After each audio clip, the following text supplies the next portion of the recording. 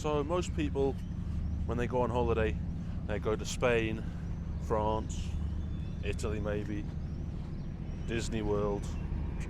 Well, not me.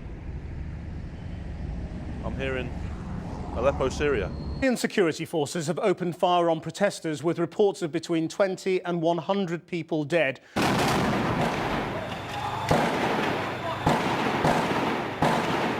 In the early hours of this morning, Britain launched a joint airstrike with the United States and France against Syria. Another airstrike on Syria attributed to Israel. The battle against ISIS is still raging as the U.S. allied Syrian Democratic Forces.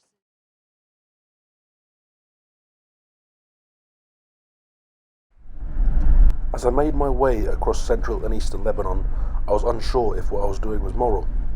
Syria, a country that millions had fled from, while I made my way towards it as a Westerner on an organised tour. Be it civil wars, terrorism or natural disasters, Syria has suffered so much over the past 12 or 13 years. But I knew that, like Iraq, I needed to see it with my own eyes and come to my own conclusions. The risk of a group tour like I was on was that I inadvertently share regime propaganda through my videos. However, I have done a lot of research, and where possible, I will fact-check to reliable sources on certain information that may be shared in this video. Join me as I make my way across this unique country. In Syria, I'm a very rich man. This $80 worth. What am I meant to do with that? Thank you, Nick.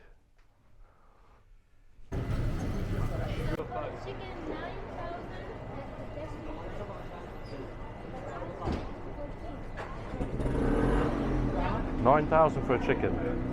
$2? Chicken shawarma, so that's no less than that. It's like $1 something. Yeah. Can you hold this real quick while I just? Is it on? Yeah, it's on. But 2, 4, 6, 8, 10. What's that behind you? Crikey. Thank you. I'll take that back. Cheers, brother.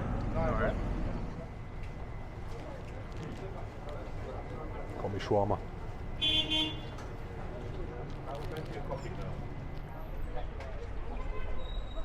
So,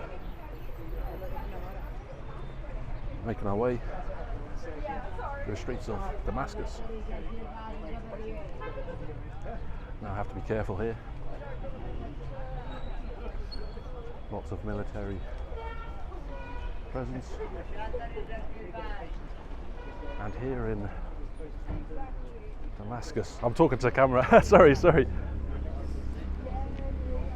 military is part of the presidential guard, who is the only military allowed, who were the only military allowed in the city during the civil war, and maybe even now, between 20 and 60,000. And they are loyal to the President Bashar al-Assad, who you'll see pictures of everywhere, as well as his dad and his brother.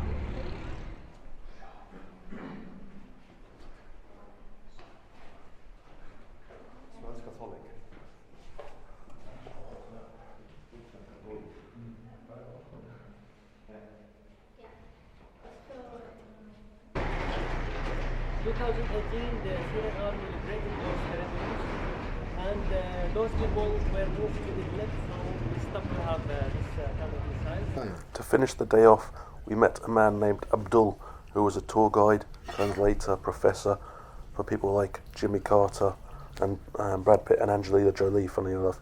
And here he's showing us some remnants from the war. I love to show you the beauty. Yeah. So let's go upstairs to show you some beauty. Turn around. Yeah. We're on the bus. Hardest at the back of the bus, isn't that right, Jack? Oh yeah. Here we go. Off we go to Malula. Syria. 15th of March, it all started with peaceful demonstrations against the government And those peaceful demonstrations, they want reforms. And few months later, the uprising was turned into a militarized one.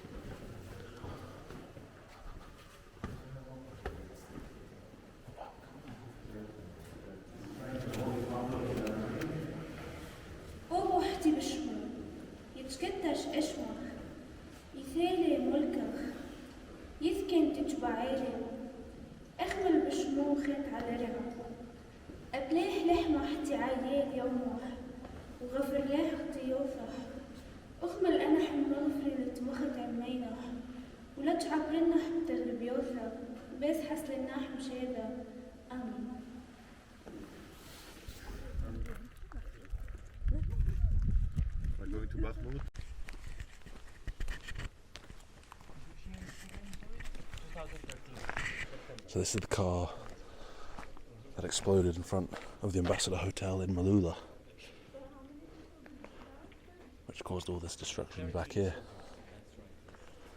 You can see the bullet holes where they've tried to stop him.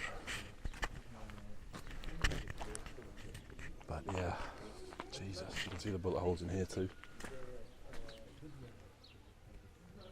Just destroyed. So much of the damage you're about to see was caused by al-Nusra militants who are linked to Al-Qaeda, and they all came in when the car bomb went off, and that was a signal for the other militants to join, and they took over Malula this way. You can see all the rebar from the concrete.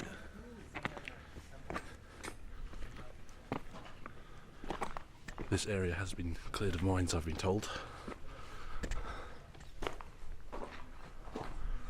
Jesus. Just this destruction is incredible. The ceiling's collapsed.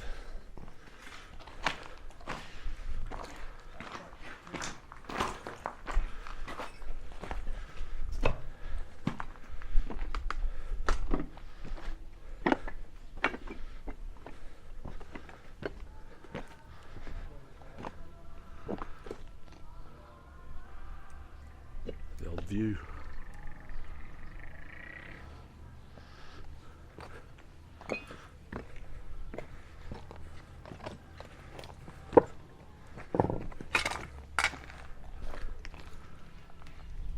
Swimming pool. Fancy a swim? Oh, I'd love a swim. Oh man. It's so sad. Gosh.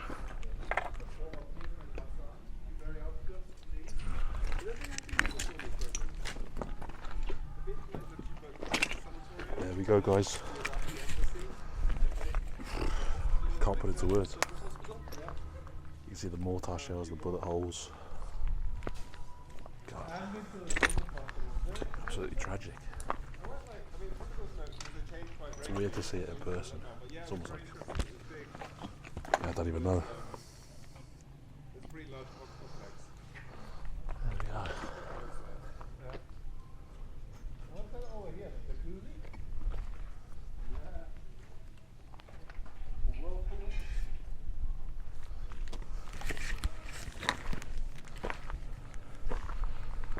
I wish I could give you more words, guys, but this is tragic. People who would have come here on holidays, swimming in the pool, in the rooms, getting coffees. There's a hot tub over there. I'm gonna go down there.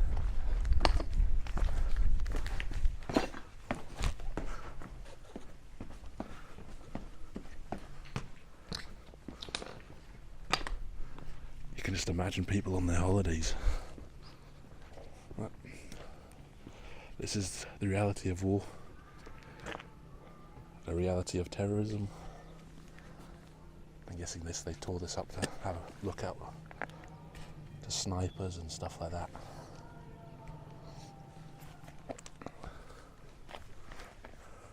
After visiting the destroyed hotel of Malula, we made the short walk up to the monastery up in the hills. All of the icons that you see here were restored. A lot of them were destroyed by al-Nusra, who hated all other religions. The nun that you can see on the right was one of 13 who was kidnapped, and after 2 or 3 months, I believe, was exchanged between al-Nusra and the Syrian government. If you believe it.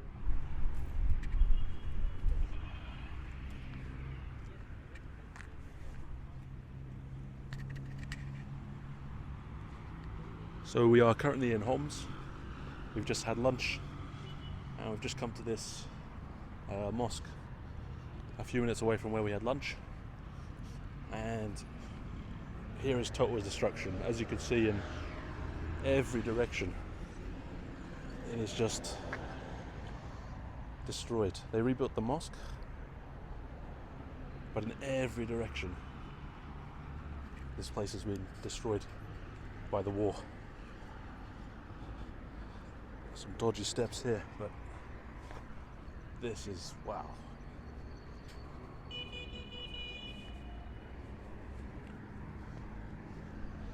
Oh. I'm a bit speechless, to be honest.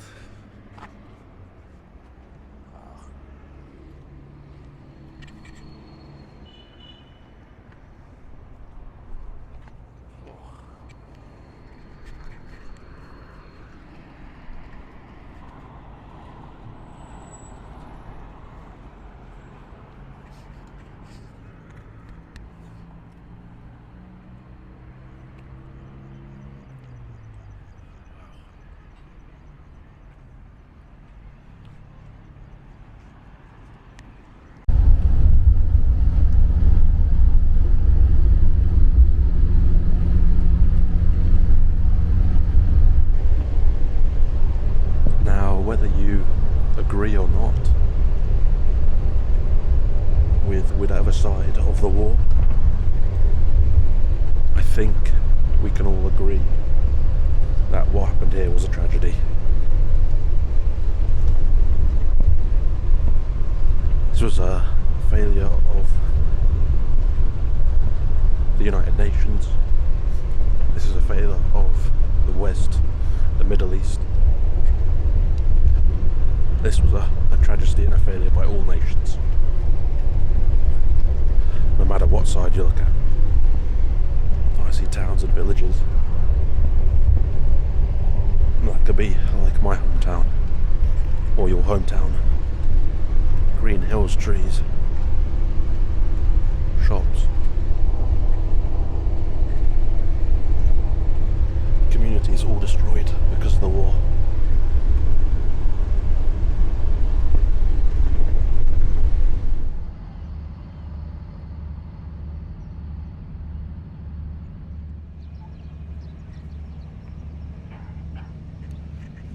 So I've been in Syria for 2 days now.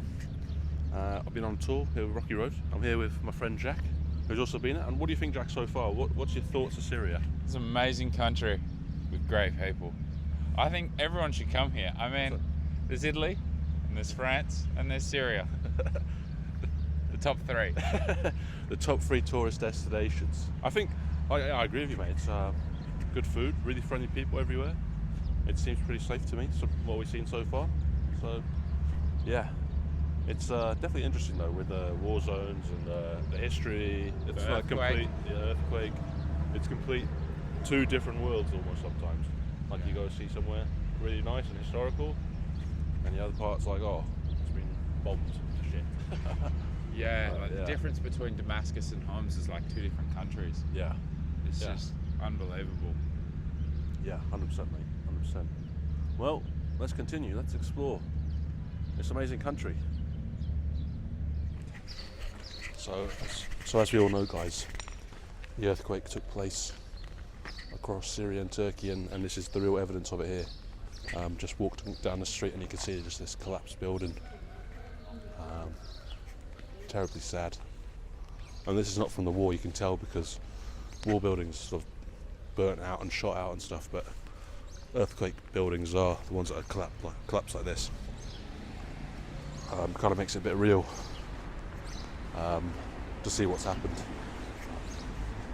You know, it's not just something you've seen on the news now. It's something that real people have been affected by and thousands of people have been killed from. So, yeah, a bit surreal to see that, to be honest.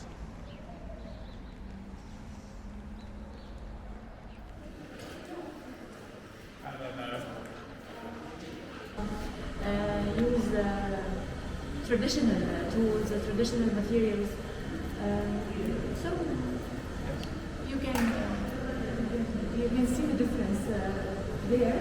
We are working also same like that. You can see The contrast between the destroyed by the war, and now we made restoration for this soup. He will be the same of this one. Right. How much percentage have you already restored? Six projects. This is a good contrast for picture. Exactly. Yeah. Part of the old destroyed souk.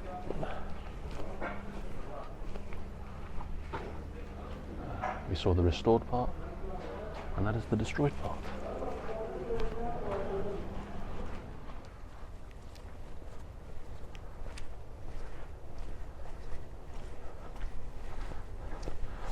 We've just come from the soap factory. You turn one corner and just sheer destruction again. You know, Syria is the epitome of a complete dichotomy. Like a nice little mosaic of a horse. Syrian mosaic, as Walden Bankrupt would say.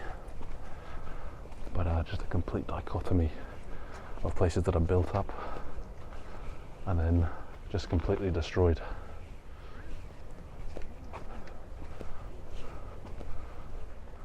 Aleppo was under siege for 4 years,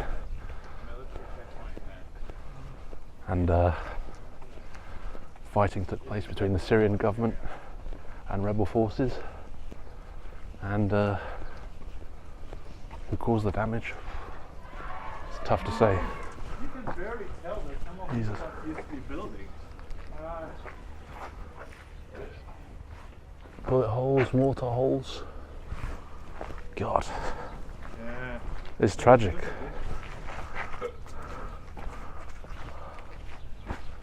I mean, it's just completely destroyed.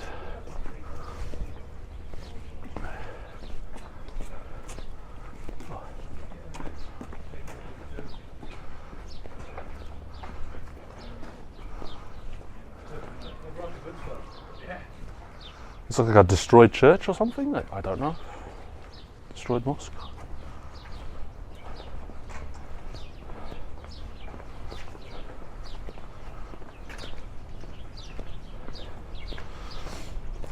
No doubt the tour guides will say that the damage was caused by the rebels. But the rebels didn't have planes. Here we are at the citadel of Aleppo, which was partially destroyed in the most recent earthquake. But it doesn't look too bad from this angle. And yeah, we're going to explore, go around it. We can't go in because of the damage, but I believe we're going to go around and have a look around very shortly. See you. Saladin, yes. And this citadel was never conquered by force, never in the history. So it's known as the strongest citadel. Nobody really conquered inside. But that was before the Ottomans. That was way before Ottomans, yeah, way before. So the Arabs. The Arabs, that's right, yeah. So yes, this is a good one. Yeah, this is Arab style. The Crusader castle that we will see is European style. So this is a good difference between both of them. It's really huge. The city of Aleppo was the citadel. Okay. The original city, and it expanded gradually and became the modern city. From whom were they defending themselves? Who was coming here to? So a lot of people, if you go back to the time of the Ayyubids, they were fighting the Crusaders mainly, okay, and the Mongols. We had attacked by the Mongols twice in the 12th century and the 14th century. So the citadel functioned as really a base to defend Aleppo.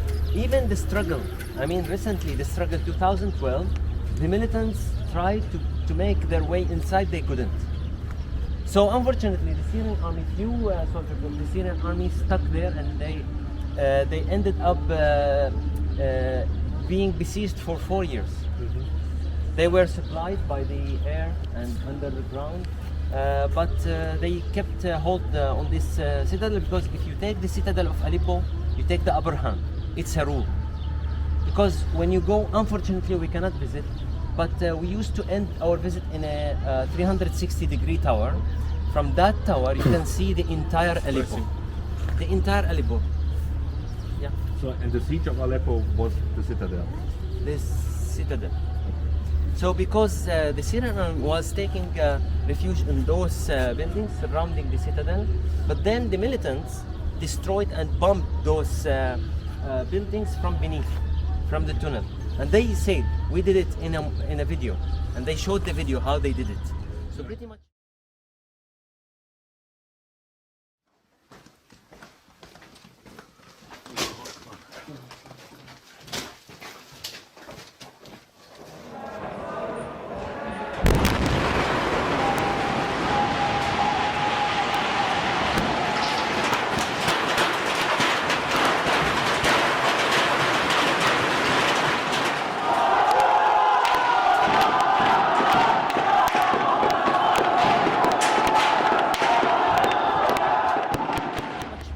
What you see now is bombed from beneath, from the tunnels.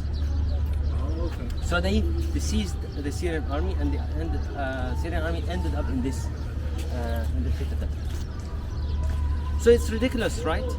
This was touristic place, and then again for military purposes in the 21st century, and maybe 800 years later, yeah, to again be used for military purpose, and the human being will never learn from the lessons.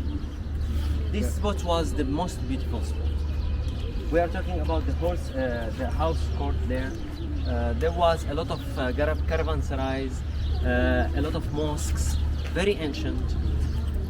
Aleppo actually more ancient than Damascus. Damascus is the oldest continuously inhabited city in the world. Aleppo is older, but it was abandoned at some time. So there was earthquake in 1822, huge earthquake, that forced the people to evacuate the citadel and desert Aleppo. Just going through this destroyed street here. Look at the rubble ahead. Something like that on video.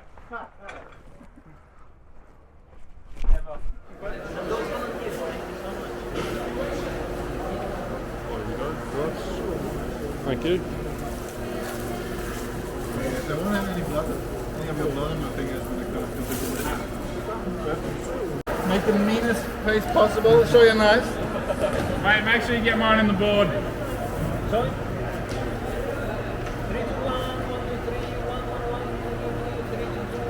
That's like the Wi-Fi password at the hotel. Okay. So we've just been cutting up potatoes, helping make 15,000 meals for the Syrian earthquake victims here in Aleppo on the government side. Here we go.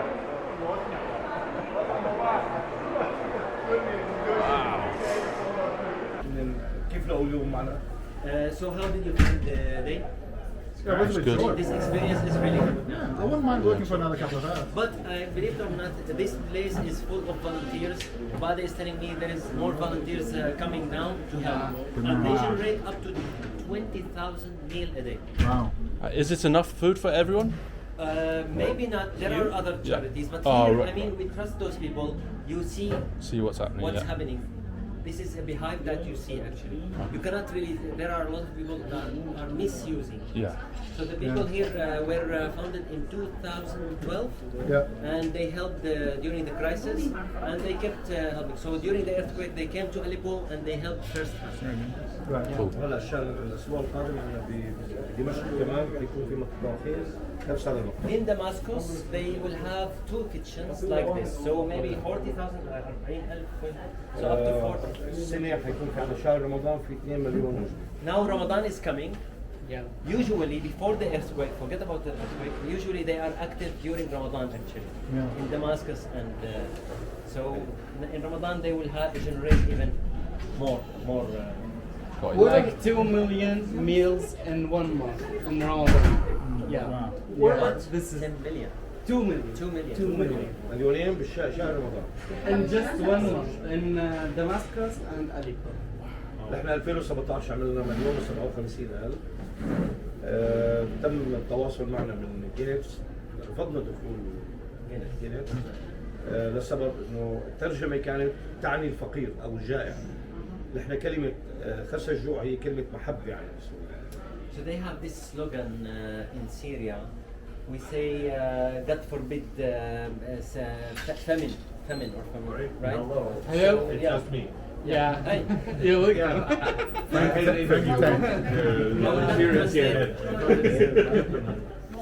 So guys, they will offer us like small snack to just leave the experience of the people who get this meal. They are actually making good meal, very good meal. Of course.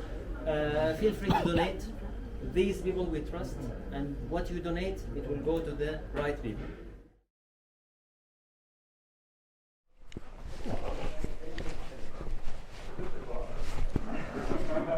So we're just exploring. Cracked Chevaliers. Crusaders Castle.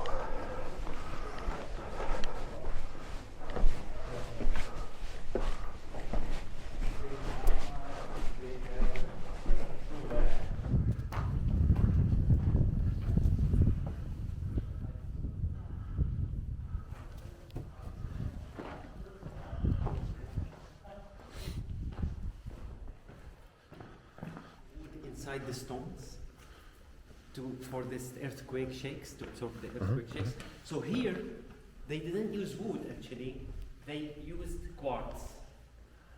So this kind of material is quartz. Also quartz is more flexible than stone, so they would absorb the earthquake. All these stones that you see empty, it was all filled with this kind of material.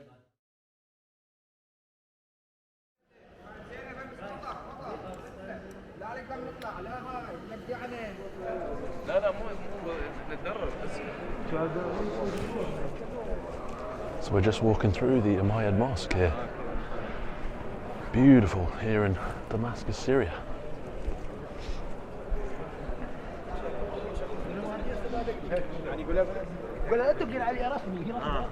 Have a look at this. Oh, not the wall.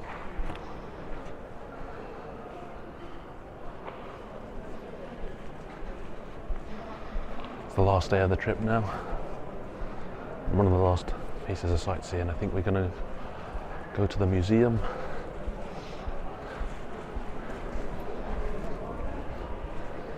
And then,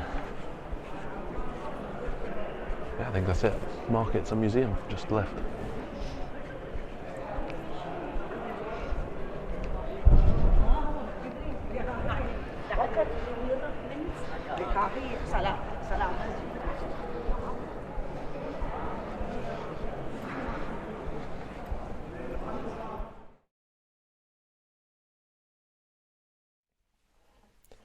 So, what do I think about Syria?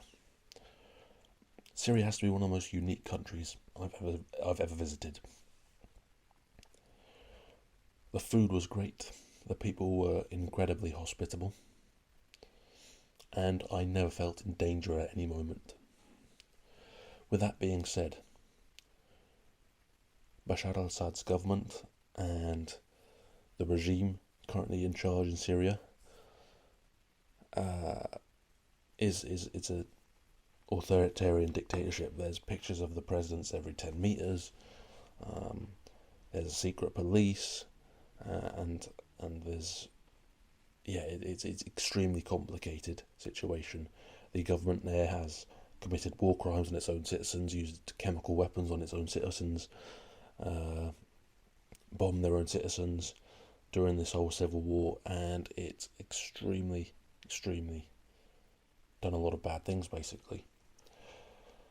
And it's easy to fall into the trap that many tourists do, actually many people who make videos about Syria do, especially when they go there without doing research, and they espouse government propaganda without even realising it.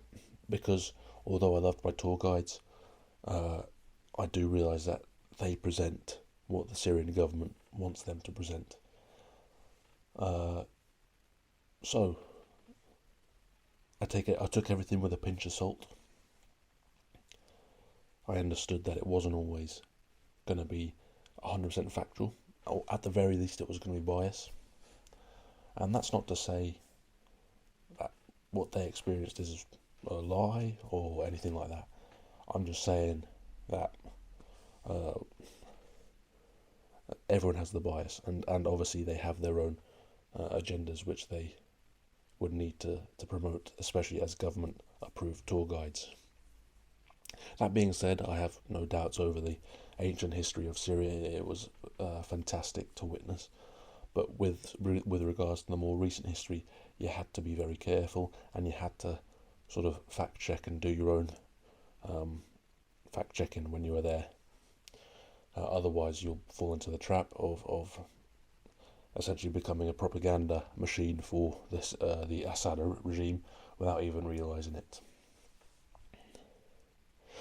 However, I can say, despite the government warnings and do not travel advisories and whatnot, I believe that Syria is safe for tourists on a guided tour. I think there's no doubt about that. But yeah, you just have to think about the other things as well and make sure you're not just a bystander, a bystanding propaganda machine, essentially. Make sure you do your research, make sure you question things, and figure out, they saying one thing, but when the United Nations and Human Rights Watch and Amnesty International are saying other things, sometimes it's not one big conspiracy against the Syrian state. And yeah, so I had a fantastic time. We had a great group, and I'm really glad I went to Syria in the end. I was having my doubts. I wasn't sure, should I be supporting this regime, but I'm happy I did go. And I met, Syrians outside of Syria, and they hate Assad, or, they can't go back for fear of persecution and these sorts of things. So it's very, very difficult for many people. So I know how privileged and lucky I am to have been able to go there in the first place. But I hope I was able to show you a little bit of a slice of what Syria was like. And I hope you enjoy the video. And if you have any questions, please feel free to pop them in the comments below.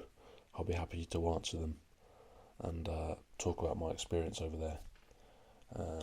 But yeah, guys, thank you for watching, and I'll see you in the next country, somewhere else, somewhere weird. See you later.